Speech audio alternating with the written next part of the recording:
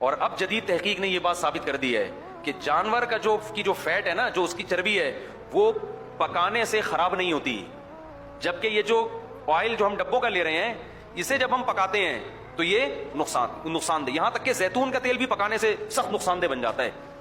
تو اس لیے گوشت اگر پکانا ہو، کبھی بھی باہر سے آئل اس میں ڈالنے کی حماقت نہ کریں، اسی کی چربی میں پکائیں اس کو، اور اگر چربی نہیں مل رہی تو پھر دیسی گھی میں پکا لیں۔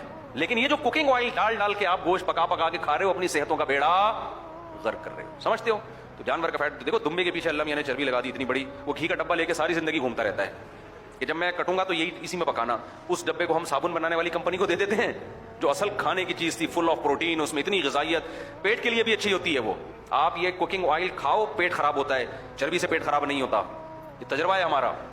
ان مولویوں سے بولو اپنی 9 سال کی بچی کا نکاح 50 سال کے آدمی سے کیا کریں، پھر پیغمبر کی سنت زندہ ہوگی۔ اعتراض سمجھ میں آیا؟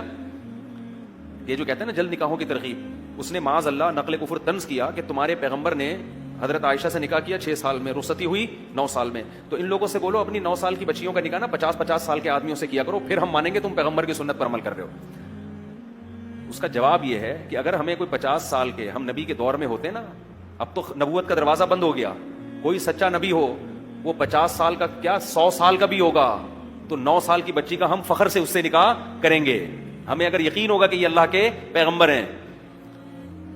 اسلام میں یہ نہیں ہے کہ کوئی بھی 50 سال کا ہے تو اٹھا کے دے دو، بھائی ان کی قابلیت تو دیکھو، وہ کون ہے؟ اللہ کے پیغمبر، تو یقیناً اس سنت کو زندہ کریں گے، لیکن اللہ نے نبوت کا دروازہ بند کر دیا۔ نبی صلی اللہ علیہ وسلم نے فرمایا ان اللہ یحب ان یرا اثر نعمته علی عبدہ، اللہ چاہتے ہیں کہ جب اللہ نے پیسہ دیا تو لباس اور سواری میں وہ پیسہ نظر آنا چاہیے۔ غریبوں کی طرح نہ کہ اللہ نے پیسہ دیا ہے، نہیں دیا تو کیا کرنا ہے؟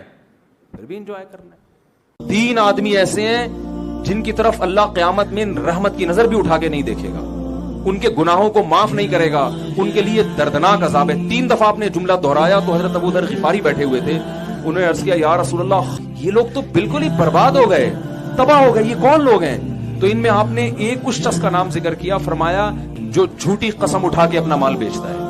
بعض خواتین اپنے میاں کی تعریف کر رہی ہوتی ہیں دوسری عورتوں کے سامنے، میرے میاں تو ایسے اچھے ہیں، ویسے نہیں کریں گی کبھی میاں کے سامنے کہ آپ اتنے اچھے ہیں۔ دوسری عورت کو خراب کرنے کے لیے اپنے میاں کی تعریف، میرے میاں نے تو آج تک کبھی دوسری شادی کا نام نہیں لیا، جب بھی نام لو 3 دفعہ تھوکتے ہیں وہ عورت کہے گی میرے میاں کا تو ٹاپک ہی یہی ہے۔ سمجھ گئے ہوگے کس کے میاں کی بات ہو رہی ہے؟ سمجھتے؟ جب میرے ساتھ بھی عجیب معاملات ہیں، ابھی زیادہ نہیں فری کراؤں گا آپ لوگوں کو اس معاملے میں۔ خواتین کا مسئلہ ایسا ہے کہ جب کسی خاتون سے ملتی ہیں تو پھڈا گھر میں ہوگا، اپنی عورتوں کو دوسری عورتوں سے دور رکھو، ہنسی خوشی زندگی گزرتی، سوائے ان خواتین کو جو میرا بیان سن رہی ہیں۔